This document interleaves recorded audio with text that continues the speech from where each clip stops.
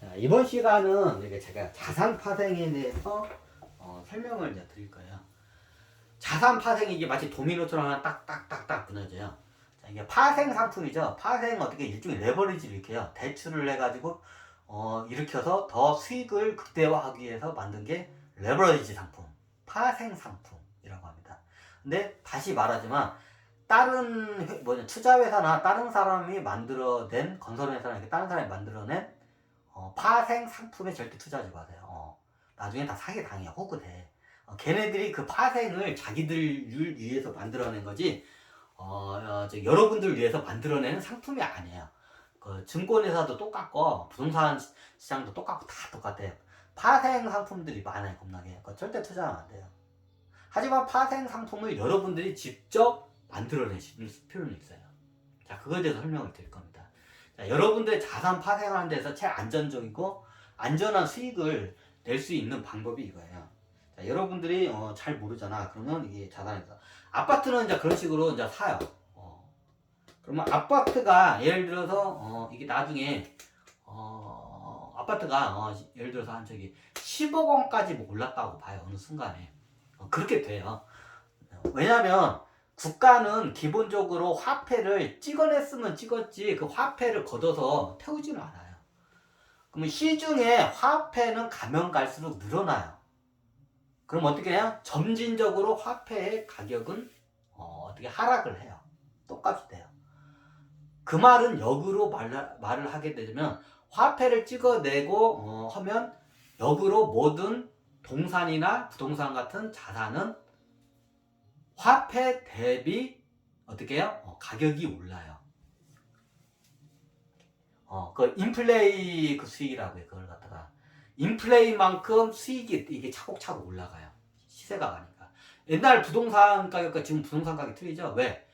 이유는 간단해요. 국가가 계속 화폐를 찍어냈기 때문에 그 총체적인 부동산 가격이 올라간 거예요. 여러 가지 이유도 있지만 제일 큰 이유가 국가는 화폐예요.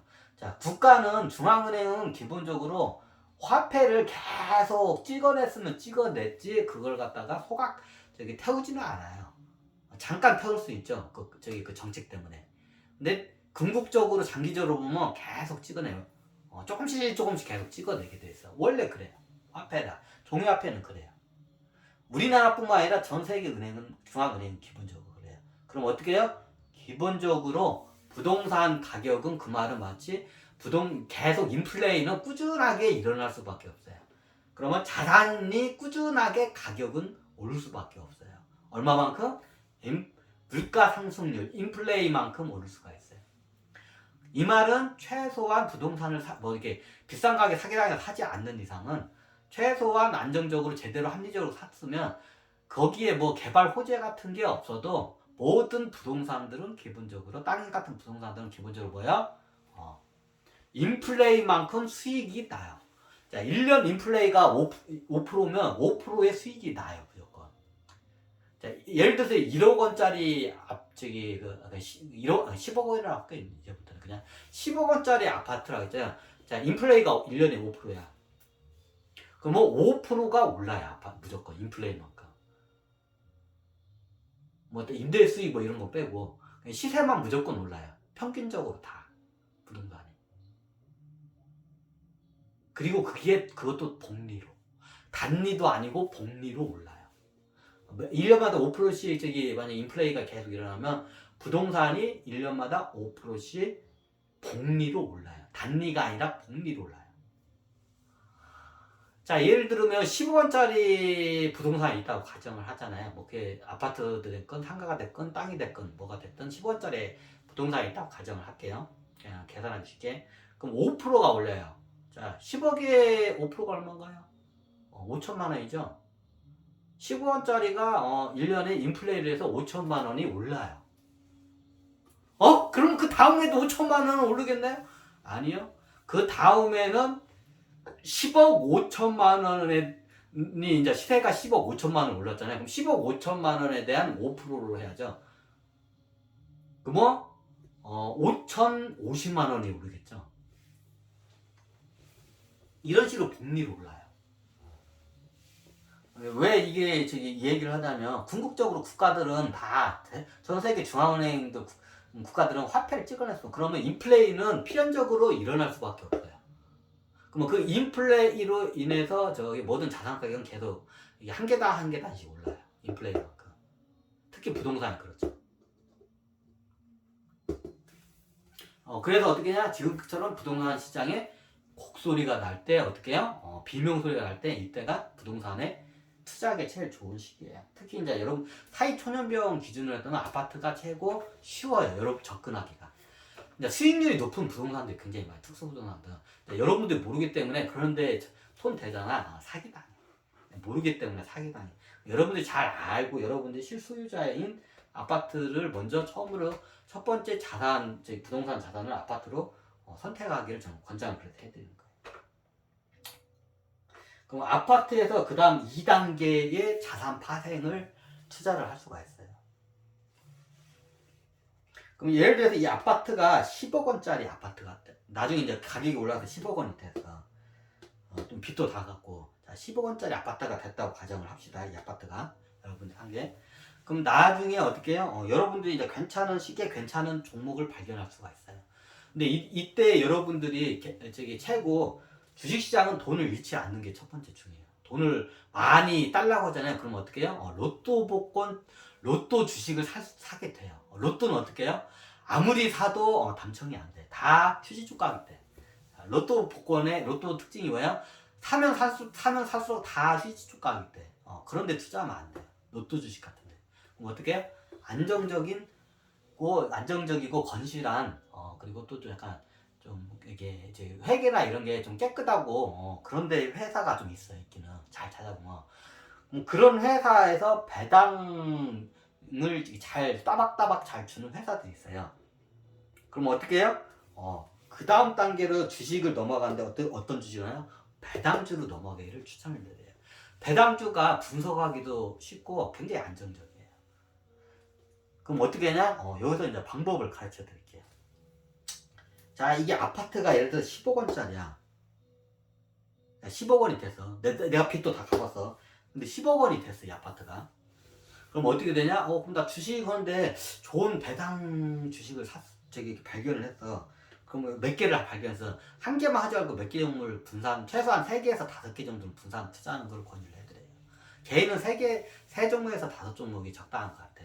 이게 너무 많아도 문제고, 거기서 너무 적으면 또 이게 위험하기 때문에 3개에서 5 종목 정도 이렇게 분산하기를 추천을 드려요. 그럼 여러분들이 배당 주를 갖다가 그럼 어떻게 되냐? 여기서 원칙을 하나 세요. 매해마다 그걸 따박따박 똑같이 일정하게 주는 배당 그 주들이 있어. 그럼 거기를 어떻게 해요? 현재 시세가 대비 얘네들이 여러분들이 대출을 받았을 때 대출금보다 더 배당금이 더 잘 나와요. 이게 대출 이자보다 배당률이 더 좋은 회사. 얘다 투자하시면 돼요.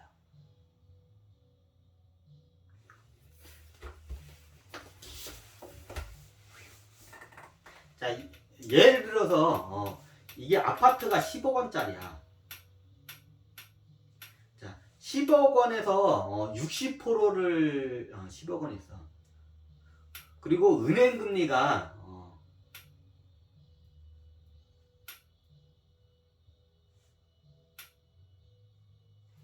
은행 금리가 6%야, 대출 금리가. 내가 대출을 아파트 담보를 해서 대출을 받으니까 최대한 은행 금리를 싸게 하니까 6%의 대출 이자가 나와. 금리가. 은행 금리가 대출 이자가.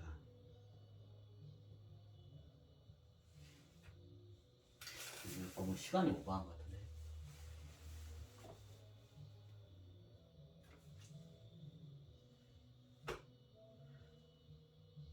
그러면 어떻게 해요? 이게 보면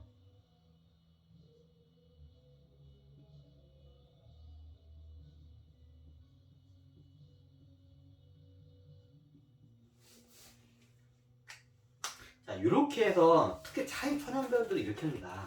그 이상한 테마주 쫓아다니다가 다 깡통 차고 뻔해. 왜? 경험치가 없기 때문에 경험 능력도 없으면서 뭐 거기서 로또 주는 그런 거는 거들떠보지 마. 자, 어떻게 해요? 자, 아파트가 나중에 보니까 10억 원이 됐어. 어느 순간 딱 보니까. 그리고 내가 대출도 다 갚았어. 근데 내가 더 여기서 좀 수익을 내고 싶어. 그럼 여기서 이제 자산 파생이 가능해요. 자, 어떻게 되는지 가능해요. 자, 이게 10억 원짜리 아파트가 이게 그러면 60% 담보 대비 60%까지 담보금이 나와요. 그럼 얼마인가요? 6억 원이죠. 6억 원 써야 하나?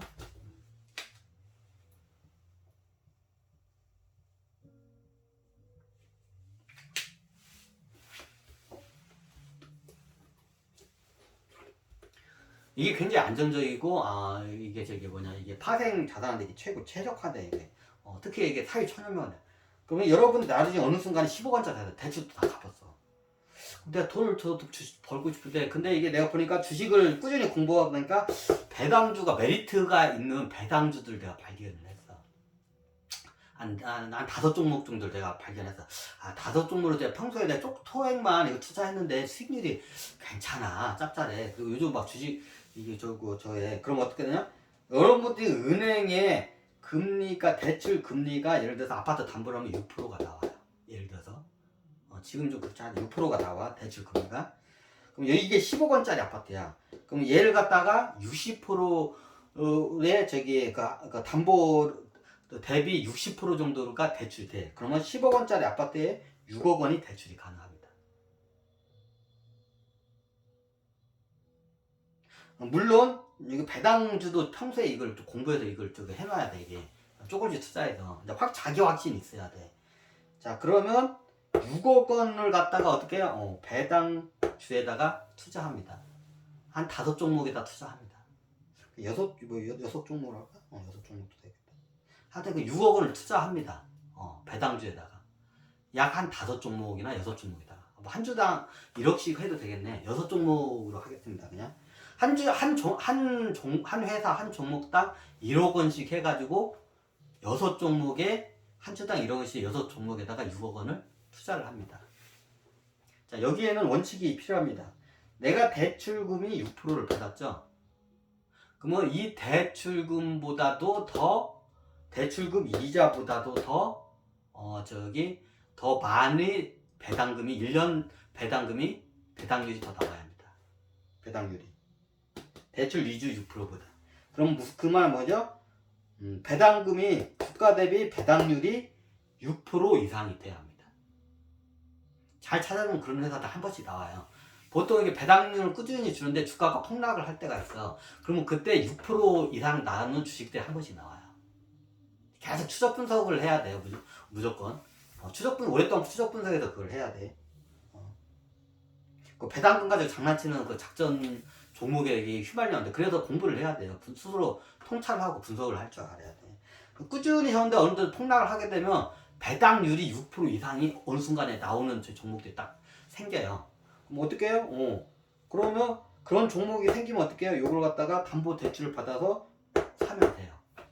그냥 한 종목당 1억 원씩 해가지고 6종목에다가 투자를 하면 돼요.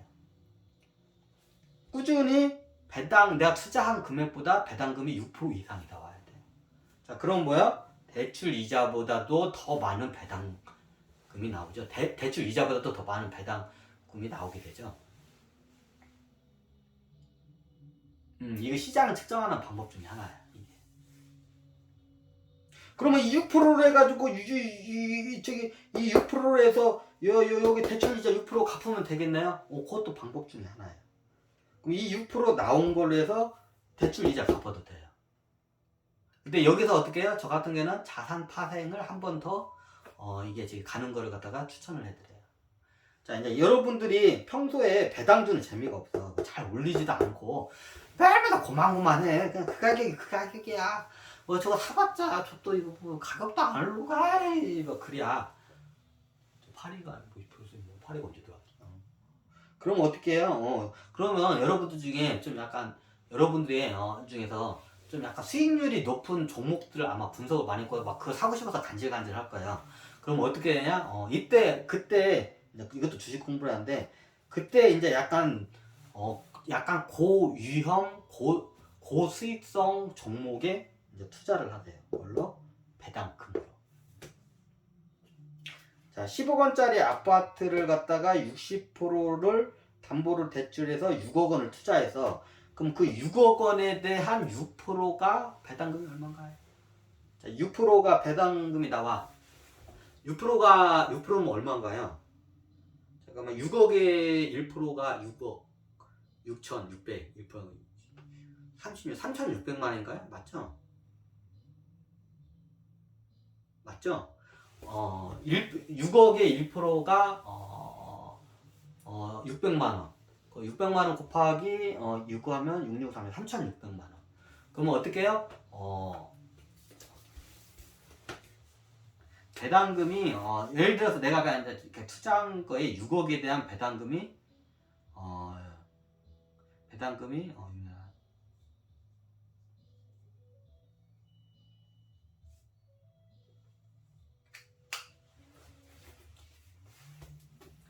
자, 내 6억을 투자를 했어, 배당주에다가. 근데 매달 6% 이상이 나와요. 일단 그냥 6%라고 할게요. 배당금 6%나. 그럼 배당금이 1년에 일단 세금은 일단 저기 여기다 넣지 않았습니다. 세금 제하지 않았습니다. 그거 감안하고 들으세요. 6%가 하게 되면 1년에 배당금이 3,600만 원이 나옵니다. 네, 어지만한 월급쟁이 1년 1년치 연봉이죠. 3,600만 원이 나옵니다. 근로소득이죠. 배당소득이 3,600만 원이 나옵니다. 자, 그 말은 역으로 하게 되면 6억을 6%를 해서 했으면 1년에 나가야 할 이자가 3,600만 원이라는 뜻이기도 해요. 역으로 말씀드리면. 그죠? 그러면 여기서 이게 부담스럽고 나 안정적으로 가고 싶다. 그럼 어떻게 해요? 요 배당금을 갖다가 대출금 이자를 상환하는 데 쓰면 돼요. 똑같이 6% 적으니까. 그죠? 너무 쉽죠? 뭐 이게 3,600만 원이라는 배당금이란 게 엄청난 돈이에요. 1년 어지간한 월급쟁이 연봉이에요. 3,600만이면 1년치 연봉이야. 연봉은 똑같이 돼요, 이게. 그러면 나는 안정적으로 가고 싶다. 그러면 이걸 갖다가 대출금을 상환을 하던가 이자를 상환을 하면 돼요. 이자와 원금을 상환하면 돼요. 여기보다 높으면 이자 원금도 상환이 가능하죠. 근데 대부분 그 정도까지는 올라가진 않아요, 시장에서. 그 정도 올라가면 돈이 흘러요. 이제 돈을 읽어내는 사람들이 있기 때문에 그 정도 괴리감이 생기잖아요. 그러면 눈치 빠른 사람들 입이 다 그렇게 가. 원금과 이자를 상환할 정도의 이게 안정적인 회사 배당금이 하잖아요. 그러면 이게 다 먼저 올라가. 그러면 그런 기회가 잘 안 와요. 어지간해서는. 어지간하다 안 와. 원금과 이자를. 하지만 이자만큼은 낼 수 있는 그 선까지는 와요. 그럼 나는 그냥 안전하게 가고 싶다. 그럼 배당금을 어떻게 해요? 이자를 상환해요. 그럼 무리가 없죠. 그러면 하지만 나는 더 여기서 뭔가 좀 모험을 하고 싶다. 네, 그런 분들은 어떻게 돼서 여기서 파생을 한번 더 해. 어떻게 냐 여기서 뭐 대출을 더 하는 거 아니에요. 주식을 담보로 대출하는 거는 금물이에요. 왜? 주식은 부동산과 틀리 이게 등락이 크기 때문에 그 등락에 의해서 이게 파산이 날 수가 있어요. 그래서 주식을 담보로 이게 대출을 받는 거는 금물입니다. 아무리 안전적인 주식이라도. 그래서 배당금이 3,600만 원이 나와요. 그 6%. 6억에 대한 6%가 3,600만 원. 1년에 3,600만 원 겁나겠죠? 예, 그걸로 뭐 어떻게 내요? 네. 여러분들이 생각했던 투자하고 싶었다면 고수익, 고위험 종목들이 있을 거예요. 네, 거기다 투자하세요. 뭐 깡통 내먹어도 좋습니다. 1년치 3,600만 원. 그만큼 나한테 경험치가 더 쌓이기도 해요. 하지만 경험치 쌓으려고 큰 돈을 버리는 건 참 이건 무식한 짓이죠. 그럼 어떻게 연습을 그 전에 해야겠죠. 그것도 소액으로. 근데 어느 정도 내가 자신이 있다고 자신감이 붙었을 때 어떻게 해요? 이렇게 하시면 돼요. 여기서 아파트에서 바로 고위험 고수익 위기주 이제 고위험 고수익 주로 바로 넘어가잖아요. 하루아침에 거지가 될 수가 있어요. 그래서 이거는 제가 추천을 안 해드려요. 굉장히 위험한 방법이기 때문에. 아파트에서 그러면 고수는 이쪽으로 바로 6억 투자하면 더 수익이 나잖아요. 한 방에 가요. 그게. 그럼 아파트도 나중에 경매 넘어가고 그런 현상들이 발생을 해요. 그래서 이 단계를 밟는 걸 여러분들에게 추천을 해요. 자, 요즘 아파트가 지금 아파트 시장에서 지금 곡소리가 나죠. 특히 서울 쪽에서 이때 이제 저기 뭐 반값 아파트나 뭐 싼 아파트 막 얘기가 나와. 이럴 때 여러분들이 봤을 때 굉장히 싸다 싶을 때 이게 하면 돼요. 이제 너무 싼 거 기다리다가 나중에 닥쳤던 저처럼 예전에 닥쳤던 개신세가 될 수 있어요. 그건 여러분들이 스스로 그건 판단하셔야 돼요. 하지만 지금이 확실한 거는 부동산 시장에 지금이 비명 소리가 여기저기 조금씩 들리기 시작하기 하고 있어요. 지금 이제 그거 말은 부동산에 아파트에 투자하기 적절한 시기에 들어왔다는 거를 여러분들께 지금 알려드린 겁니다. 그럼 나중에 1년에 이렇게 하면 3천 배당금으로 해서 이렇게 이제 투자 이렇게 하세요. 그러면 이거는 반에 반토막이 나도 괜찮아요. 그럼 내 생활이나 내 자산에 큰 영향을 안 미쳐요. 물론 여기에 그러면 역으로 이렇게 하게 되면 1년에 3,600만 원이면 대출 이자가 들어가요. 자, 이거를 썼을 때 이거를 쓰려면 어떤 조건이냐냐? 여러분들이 뭐 사업을 하든 아니면 어디서 급여를 받든 어떻게 해요? 이거를 충분히 감당이 될 수 있는 수입원이 뒷받침됐을 때 그걸 행하셔야 돼요. 1년에 이자 3,600만 원. 6억에 대한 금리가 6%가 1년에 3,600만 원이에요. 이자 대할게. 1년에 매달이면 얼마냐? 매달이면 11호 단 120만 원인가?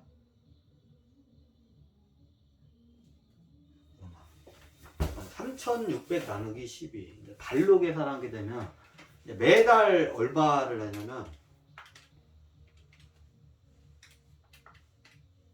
300만 원이네. 그러면 여러분들께서는 이게 만약에 이 파생을 할 정도면 여러분들께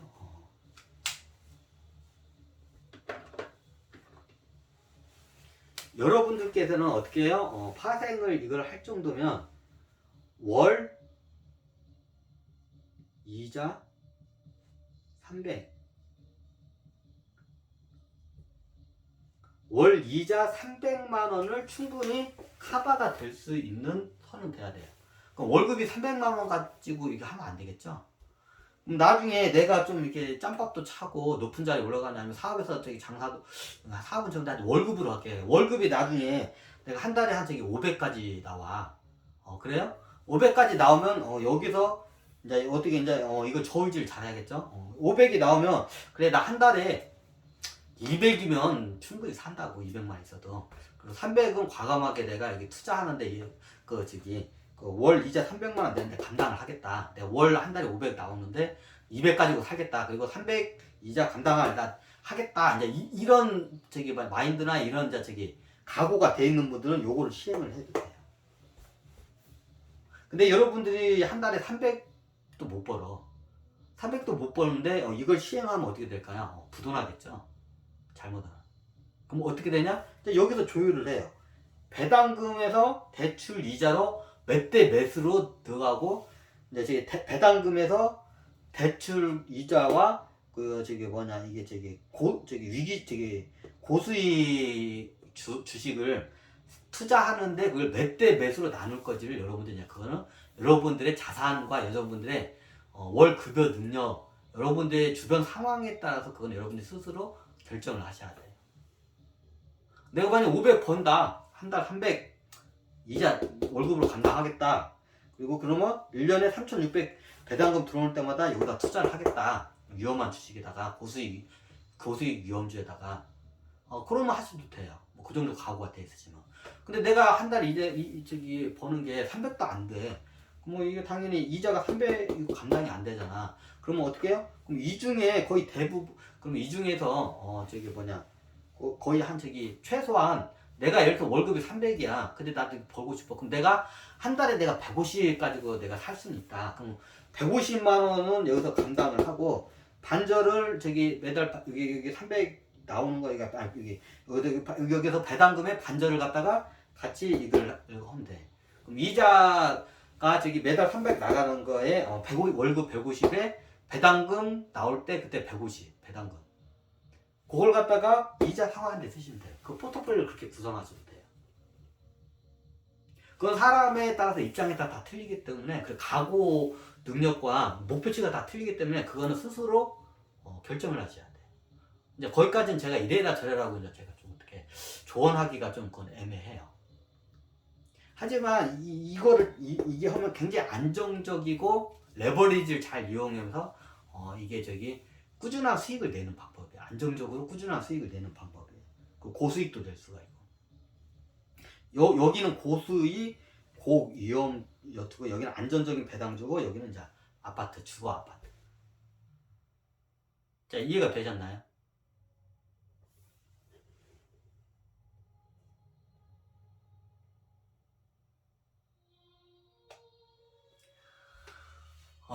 자, 오늘은 제가 강의를 좀 생각보다 너무 길게 했네. 자, 이거 한번 가까이 한번 보여드릴게요. 자산 파생을 이걸 한번 하시기를 권유드립니다. 감사합니다.